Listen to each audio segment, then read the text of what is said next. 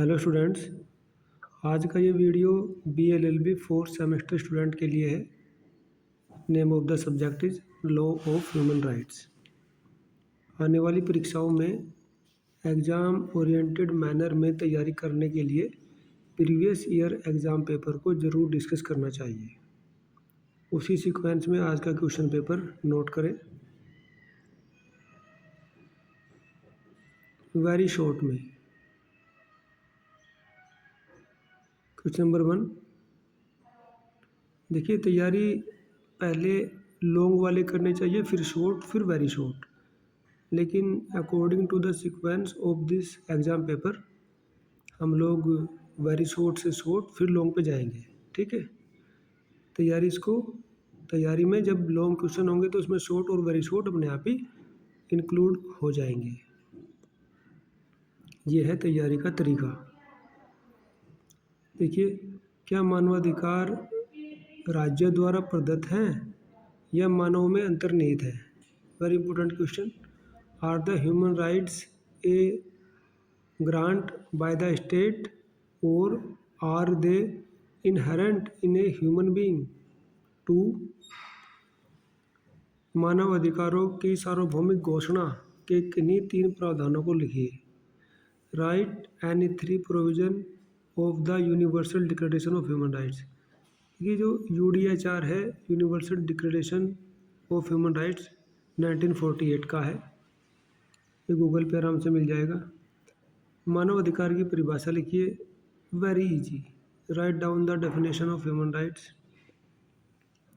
सामूहिक अधिकार से आप क्या समझते हैं? What do mean by collective rights? ये रिपीटेड क्वेश्चन है, हर बार आता है। मानव अधिकार संरक्षण अधिनियम 1993 के उद्देश्य को लिखिए। Write down the object of the protection of human rights act 1993। अब शॉर्ट भी आइए, देखिए क्वेश्चन नंबर 6। अब ये क्वेश्चन थोड़े बड़े हो जाएंगे, ठीक है, उनका आंसर भी बड़ा हो जाएगा। मानव अधिकारों एवं मौलिक स्वतंत्रताओं पर यूरोपियन अभिसमय की विशेषता लिखिए।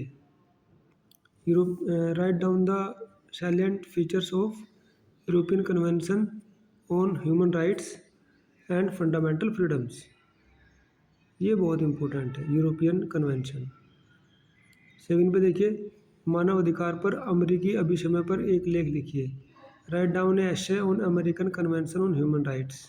8, राष्ट्रीय महिला आयोग के गठन एवं कार्यों को लिखिए। Write down the composition and function of the national commission for women. अब लॉन्ग क्वेश्चन पे आ जाइए।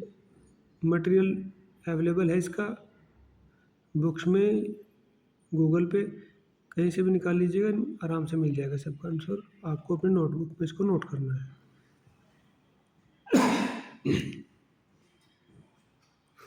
क्वेश्चन नंबर 9 नोट करें। राष्ट्रीय मानवाधिकार आयोग की संरचना, कार्य व शक्तियों की विवेचना कीजिए। भारत में मानव अधिकार संरक्षण में आयोग ने क्या भूमिका अदा की है? Discuss the structure, function and power of national human rights commission.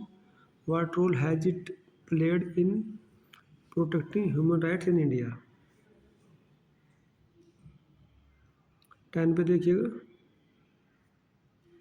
भारतीय संविधान के अनुच्छेद 21 के निर्वचन के माध्यम से भारतीय उच्चतम न्यायालय ने मानव अधिकार विधिशास्त्र का द्वार खोल दिया है। क्या आप सहमत हैं? निर्णीत वादों की सहायता से विवेचना कीजिए। तो मैंने कहा था कि पहले लॉन्ग क्वेश्चन करने हैं, उसमें शॉर्ट और वेरी शॉर्ट इंक्लूड हो जाएंगे। ये लॉन्ग का है।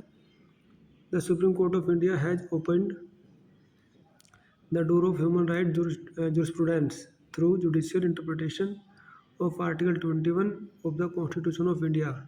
Do you agree? Discuss with the help of decided cases. 11 पे देखिए, आर्थिक, सामाजिक और सांस्कृतिक अधिकारों के अंतर्राष्ट्रीय पर संविदा पर एक लेख लिखिए। Right an essay on international covenant on economic, social and cultural rights. 12, मानव अधिकारों की सार्वभौमिक घोषणा 1948। जैसे कि मैंने पहले भी कहा था, ये क्वेश्चन आया हुआ है ऊपर। मानव अधिकारों को स्थापित करने वाला अधिकार पत्र है, विवेचना कीजिए। ये वेरी इंपॉर्टेंट है भैया, इसको एक बार पढ़ लेना गूगल से उठा करके, UDHR 1948 को। Universal declaration of human rights 1948 is a Magna carta in the assertion of human rights discuss. Now the last one, मानव अधिकारों को संरक्षण देने वाले संयुक्त राष्ट्र चार्टर के प्रमुख प्रावधानों की विवेचना कीजिए। देखिए UN चार्टर का भी इसमें आ गया, तो ह्यूमन राइट्स बहुत ही बड़ा और विशाल सब्जेक्ट बनता है, इसमें सब कुछ आ जाता है। Discuss the key provisions of UN charter protecting human rights. देखिए इसमें इंडियन कॉन्स्टिट्यूशन भी आ गया, UDHR 1948 भी आ गया, UN चार्टर भी आ गया, ठीक है, और यूरोपियन और अमेरिकन कन्वेंशन भी आ गए। तो इस तरह से हमने बहुत सारे कंसेप्ट एक ही पेपर में डिस्कस कर लिए हैं। ये रिपीटेड क्वेश्चन है, बार बार आते हैं, इनको आपको अच्छे से बनाना है और उसी के अकॉर्डिंग एग्ज़ाम ओरिएंटेड मैनर में तैयारी करनी है, ना तो बहुत ज़्यादा उसको डीपली जाना है और ना ही बहुत कम जाना है। इस तरह से पढ़ना है कि हमारा एग्ज़ाम का कार्यक्रम पूरा हो जाए और मोर देन 60% मार्क्स हमें मिल जाए, ठीक है। Thanks for listening.